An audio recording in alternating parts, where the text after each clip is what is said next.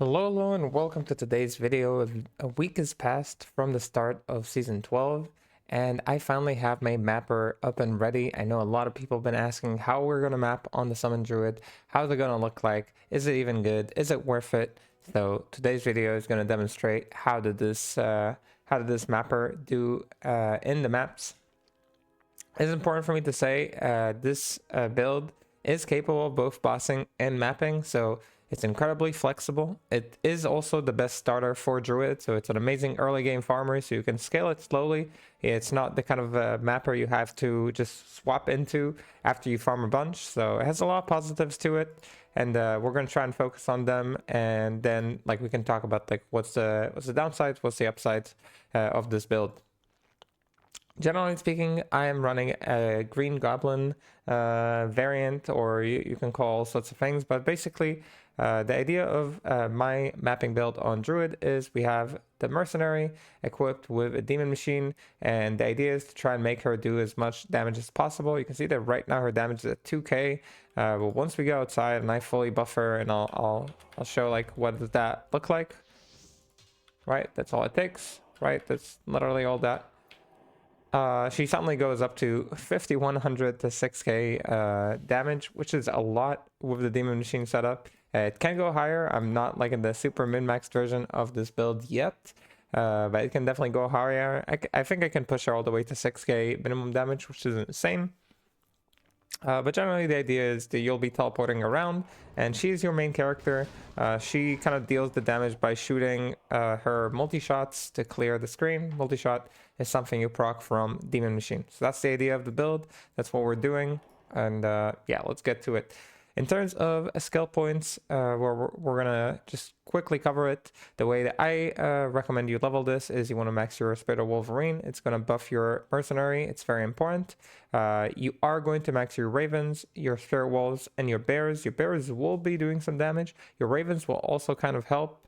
But after you max these 4 skills, you want to make sure you have Gust at level 30 after you bow. So after you use your battle command, it gives you +1 skill. Otherwise, you want to have 29 levels in Gust before that. The reason is you're going to be teleporting a lot. You're going to see it in the demonstration very soon, but you're going to be teleporting a lot. So this is an important part of the build. After that, you have 2 options. You either dump the rest of your points into Direwolves. Oh, sorry, you have 3 options technically. Dump your rest of the points into Direwolves, get a point in Solar Creeper if you want to have a little bit more sustain. On my setup, it is unnecessary, but you can technically do it. And you can put 1 point in each of these, Lycanthropy, Werewolf, and Feral Rage. This is used if you are going to go bossing as well, which this build is capable of, which I'll show. I've already done all the tier 2s without using a respec token. So again, I did swap gear to have my bossing gear. I have gear for bossing here, and I'll show some of the bossing gear as well. But I won't be doing any bossing demonstrations today, just a mapping demonstration. So yeah, that's in case you want to do bossing as well. Even if it's just tier 0, these are good to have, all these free. They cost just 3 skill points. It's just like getting divines basically. So you can kind of choose between getting divines, getting these, or just getting a little bit more damage on your synergies with the summon direwolves. So these are the skills in terms of attributes. You have 2 options. And you can see I have quite a bit points in strength, and the reason is because I'm wearing a Templars and it's high strength requirement. I'm also wearing a Phoenix Shield, which requires 156 strength. So generally speaking, you will want to have quite a bit of strength for this setup because the Templars is kind of important. There is another option to build this build with a Spirit Ward. Spirit Ward is a shield that rolls random skills to a specific class. If you find a Druid one, the Druid ones and the Amazon ones are pretty useful. If you do happen to run that shield, then it is viable to go for max block, but I wouldn't recommend it with any other shield. I personally don't have one. It's still early in the season. I might get one later to compare the 2 and how they do. I personally like the Phoenix approach better because it means you almost never drink any rejuves, and it was a little bit faster when I tested them in the beta. So if you do go with Spirit Ward, you will be putting points into Dexterity till you have max block. Usually I think it's around 190 points in Dex or something like that. So just consider that as something if you are interested.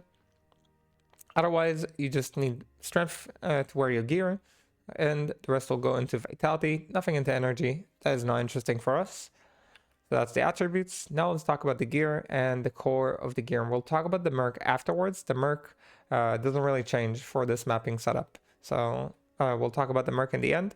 First, let's talk about us. So the things that are core to this build, in my opinion, are the Beast, right? Beast gives you fanaticism. It's an aura that will also get your Mercenary one more breakpoint of attacking. So you can see she's right now at 0. And if I bring her outside, she'll be at her max breakpoint without any IAS. She has no IAS on her, so this is pretty important. The damage that this gives her is super important, and that's why we want to have the Beast Rune Word. I'm running it in a double axe just because it's a low requirement base. It doesn't really need me to invest any points, so just an easy base to put it on. You can put it on other bases, use it on whatever you'd like. You're really not attacking with this. It's not for that. Hi, the other thing that is kind of core to this build is the Templars, and I'm using a very expensive one. I made this one, like I boxed it myself basically, so it's a +1 skills, which helps kind of with the spirit, right? It buffs the damage slightly more. Every time you see a plus skill here on this build, just assume that you can do it without it and it will still work. Just get yourself a level 8 or level 7 Templars. With a bad slam, it's okay. It doesn't have to be the most insane slam. So you can get that, and these two are buffing your Mercenary. It's very important. Again, you see it almost triples, or like, right, 2.5 times the damage that she does, which is super important. Do not skip on these two items. You know, you can farm with this before you get them. You can farm incrementally, of course. Summon Druid works before you have everything, and you can already farm. But make sure these are the items you're aiming for as you're building. Also talk about the Merc items. They're also, of course, very important. But these two are very important purchases. On the helm, right now I'm using Den Mother. I actually prefer Alders. I do have an Alders. I have both of them with +1s.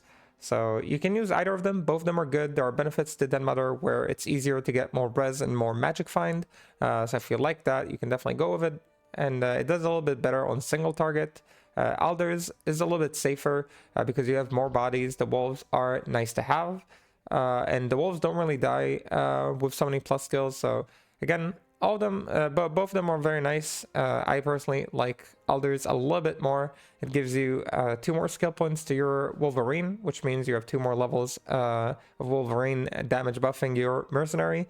So of course I like that. I just didn't want to unsocket mine. It has 2 Jaw runes in it, so I didn't really want to unsocket it. That's the only reason I'm using Den Mother right now. So again, both are good options. You don't need, again, you do not need the +1 skills. The build works fine without them. I'm just you know, I like them, so I get them. For the shield, I'm currently using Phoenix, as I said. Instead, you can use a Spirit Ward, and if you don't have the budget for either of them, you can even start with something like a Lidless. You know, just a Lidless gives you a little bit of skills, a little bit of FCR. With Lidless, you will not be going max block. If you need a little bit more res, an item like Gurkis or even a Steel Clash will be fine on the lower budgets. So just reminding it to people, there are budgetary options for some of this gear. You do not have to buy the most expensive stuff. I'll show the breakpoint soon and just kind of talk about the things you can take down in terms of breakpoints. For the belt, I'm using Rax. It gives FCR, it gives plus kills. This is a plus FCR slammed one. Of course, you do not need that kind of slam. If we're already talking about this, I guess I'll already bring it up. Right now I'm at the 99 breakpoint for faster cast rate. And generally speaking, I think either 68 or 99 make this build feel okay. 163 is a little bit unrealistic in terms of the gear. You would lose too much damage in order to get there. So normally I would say stay away from the 163. But 99 is doable pretty elegantly, and 68 is okay if you're doing a little bit more of a budget option. At 46, you'll start feeling a little bit slow on your teleports. So just consider this. This is a little bit bad, but at the start it could be fine. This is okay to be at even like later in the game, and this is pretty much where you want to be if you can afford it. So that's it for the Arax. You can use other belts if you need more tankiness, especially if you're on HC. Using things like Sigurd's is definitely recommended for the extra defense and the max life. Verdungo again could be a nice option too. For the gloves, I'm using Mage Fist mostly for the FCR to get to my breakpoint. If you don't need this breakpoint of FCR, you can just use a normal 20 FCR Mage Fist and normal 20 FCR crafted gloves with a bunch of resistances or MF or anything that you kind of find that fits your build. It's really okay. If you are going for max block, using the max block gloves, which I definitely remember the name of. Do I have a pair of them? I don't think I do. So there are gloves that help max block. I don't remember their name. They give half freeze too, so they're kind of cute gloves. You can fit them in here if you are doing max block. They will help kind of your survivability. For the boots, I'm using Marowats. They give me strength, dexterity, which helps me wear my gear, but also they give CBF, which is why we're wearing them. These ones land with some all res, just again to get my res up, which is nice. For the rings, using skill rings, they give you plus skills, obviously, if you can't afford them yet. FCR rings could help you reach your breakpoints, and they would be a lot cheaper. I technically got these for pretty cheap, like both these costed less than 2 high runes, so for at least from what I remember, like 1.5 each, I think. So again, depending on what you consider cheap, these are pretty solid, especially for week 1. Later in the season, they cost even less, so you probably could find them for 1 high rune as well. For the amulet, I'm using a 4 skill 20 FCR amulet that I desecrated myself. If you can't afford it, just buy a 4 skill amulet. These usually cost about 1 high rune, so you can probably find them on the trade site. Again, the FCR just helps me get to my next breakpoint. As we said, you can shed 1 breakpoint and you'd still feel okay on this build. So that's the gear. On the swap, I have a CTA and a lidless, and I like keeping a demon limb. It's a cheap way to boost your damage by quite a bit. I just want to show again the damage on the Merc before and after buffing. So again, she's a 2k to 25. If we show with the auras, she's at 4k to 4400 to 5k. If I give her bow, Ryan Balcomman, 4700 to 5500. And if I put this on, she gets even more damage and attack rating. So again, I think it's nice. I think it's worth. You don't have to use it. It's not like a must-have thing. You can really drop it, but it's free. You can find these pretty easily. The charges recharge by themselves, so I like it, generally speaking. It's also nice for your bearers, of course. Anyway, for the skillers, we are using, summoning skillers. Sorry, you do not need all the life. You really don't, trust me. We tested in the beta without them as well, and it was fine. And generally, I'm just using ones because I bought them when I was bossing. You can use also faster one-walk skillers. They will help you loot faster, which is definitely nice. So again, other options exist. Plain skillers are fine. For the charms, I'm using all res charms. Again, I can afford it. You don't have to. You can just put runes in your gear instead, and that would kind of fix your res, of course, instead of having all these small charms, and you will be fine. Torch, 2 skill Annie if you can afford it. If not, just 1 skill Annie with as much res as you can get. And I'm using one of those FCR charms just to reach my final breakpoint. These are so cool. I love that they added them to the game. You don't really need like this slot to fix your res or anything. So again, you could use it for res, you could use it for FCR. I just thought it'd be cool to use this for FCR. In terms of FHR breakpoint, I'm at 42. I kind of wish I could get to 63. I could if I bought like more FHR skillers, which I might do, I don't know. Of course, if you use Aldurs, Aldurs does give you a lot more FHR, as you can see, so that's another benefit of Aldurs over Denmother, but Denmother gives FCR, so again, you gain something, you lose something. That's how the game works. Alright, so that's the gear, that's the charms. Let's talk about the Merc and how you approach the Merc. The Merc main core item is the Demon Machine. I'm using a 5-socket one. You can get other ones. You don't have to get super expensive ones.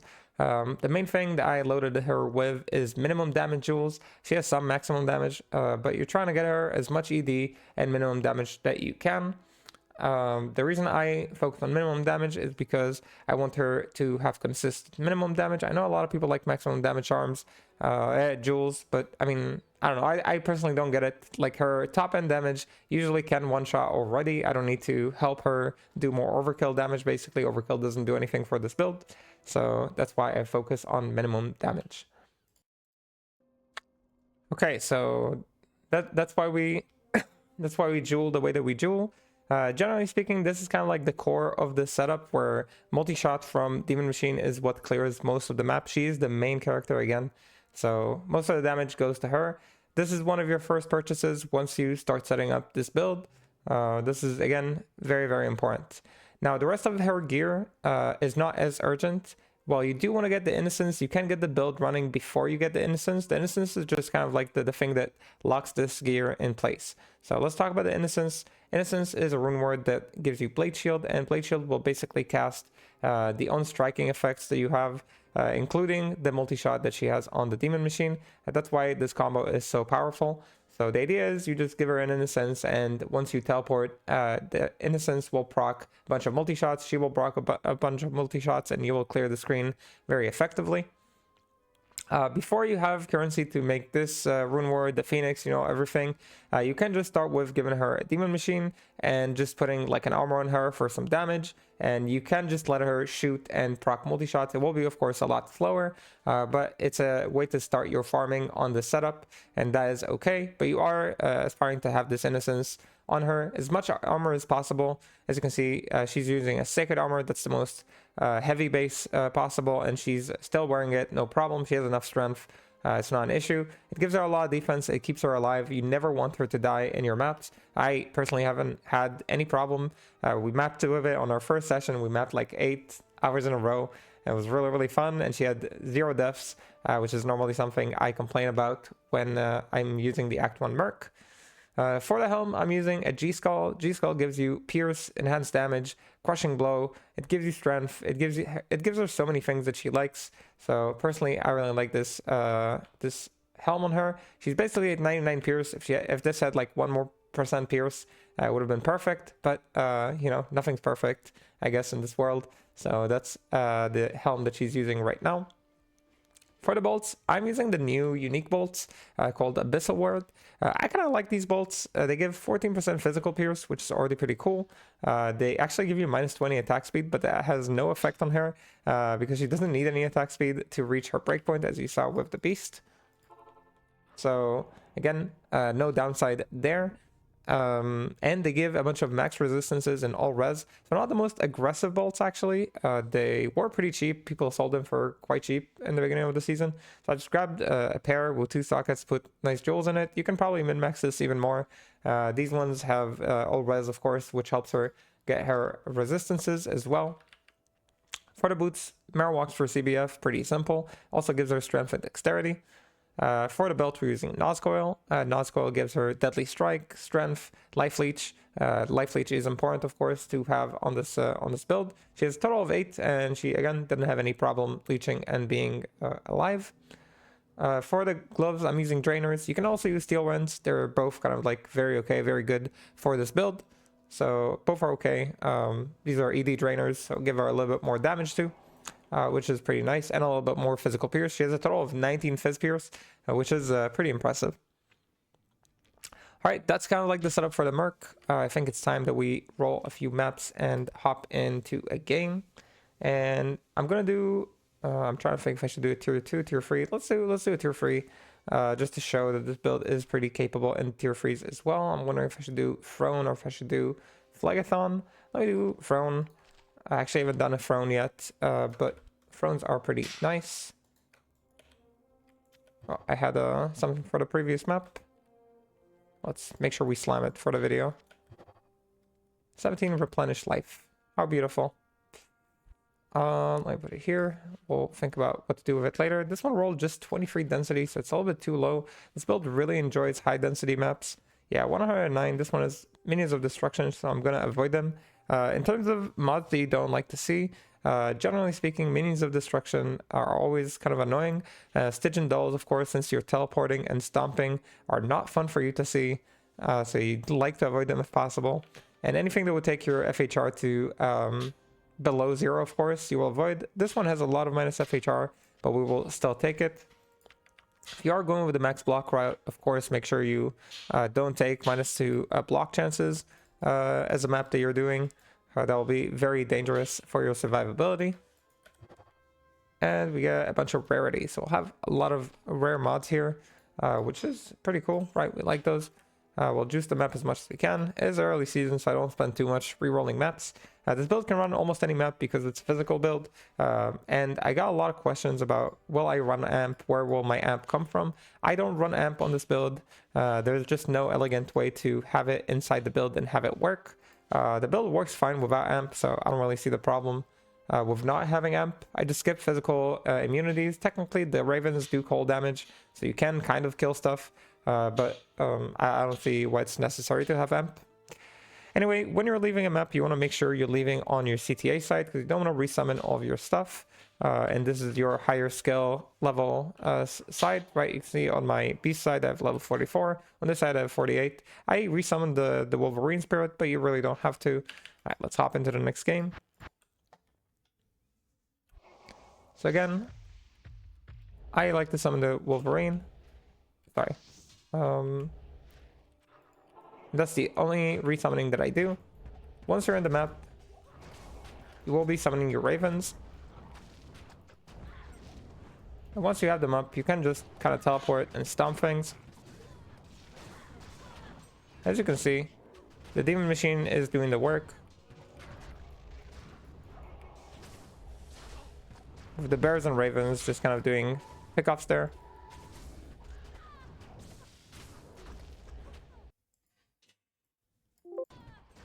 Want to make sure that the volume is not too loud for the recording. Whoa. Yeah, you gotta be careful. The reason I like Alders is because it makes me kind of not have to deal with these like situations where I'm being dealt a lot of damage. Because there's a lot more bodies keeping you safe. Again, that's why I prefer using Alders. Feels a lot safer overall.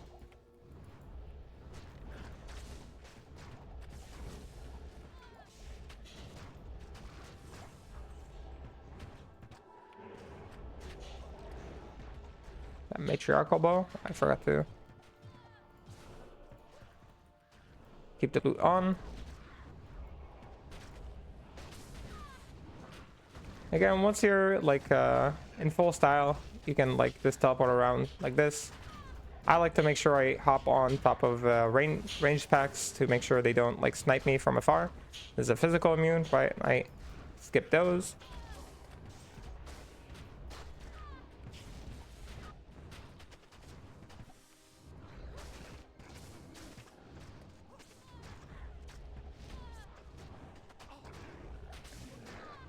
And I mostly take time whenever I see something is not dead. I take that time to resummon my ravens. Or to loot, whatever you want to do during that time is your choice.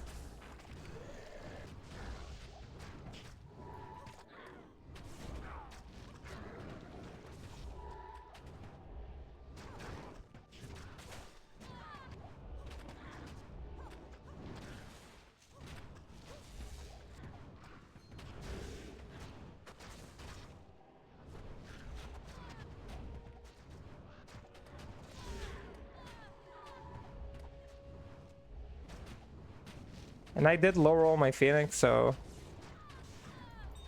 sadly my region is not as good. But, you know, I herald the beast, so I'm not allowed to complain technically. Alright, this Phys-immune equal ignore.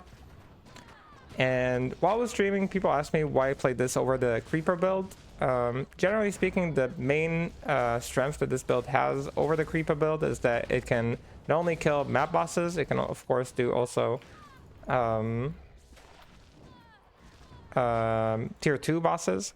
So again, this build without using a respec token, just swapping gear for bossing gear, can do tier 2 bosses as well, giving it one of the ultimate flexibilities in the game in terms of like being able to map fairly efficiently even in tier 3s, very fast in tier 1s and tier 2s, while also being able to do tier 2 bosses while using respec tokens, which is pretty much the most important thing.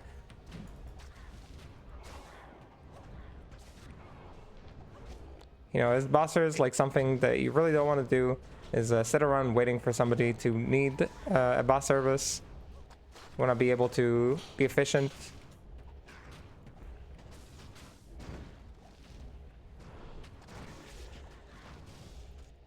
is immune equals skip.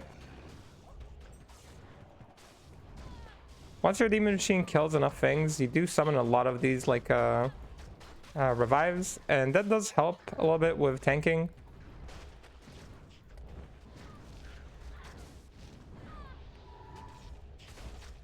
I think Fizz immune. Yeah, we're getting a lot of Fizz immunes here. Is what has been when you hop into tier freeze. It's a lot more common.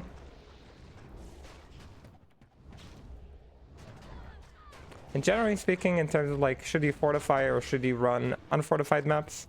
I think this build, like with the demon machine, enjoys density a lot. So you want to have as dense as possible maps. We'll just create more procs and we'll let you enjoy your demon machine damage. Again, the main change that happened to this build during season 12 is that the pierce on projectiles was increased from 4 to 10. Meaning that the demon machine is hitting more stuff. So again, when you're proccing a multi-shot, you're clearing even more of the screen than you used to.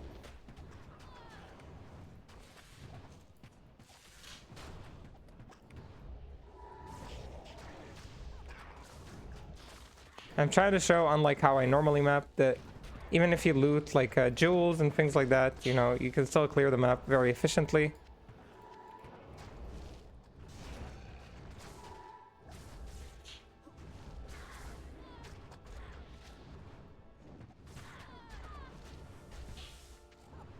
I don't get into people's businesses about what they loot. I know that I loot very differently than most people.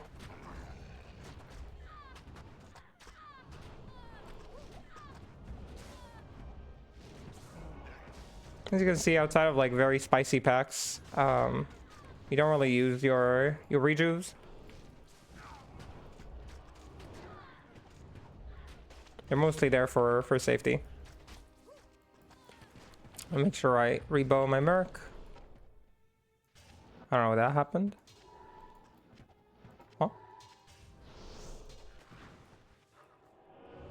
That was a little strange.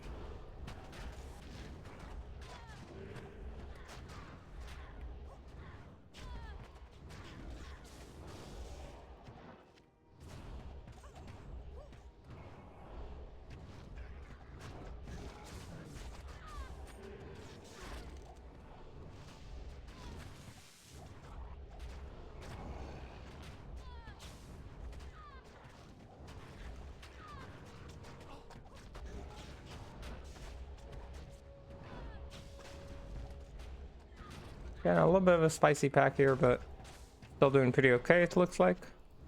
As you can see, I never have to resummon my bears, my spirits. When you use wolves as well, outside of like super, you know, super hard like Might, Fana packs, I never really had to resummon them as well.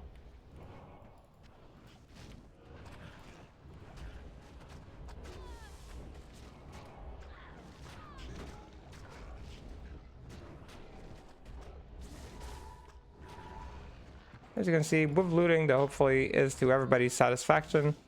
7 to 8 minutes. Try to pick up as many things as I can. 5 skill. Oh, I shame that it's only one.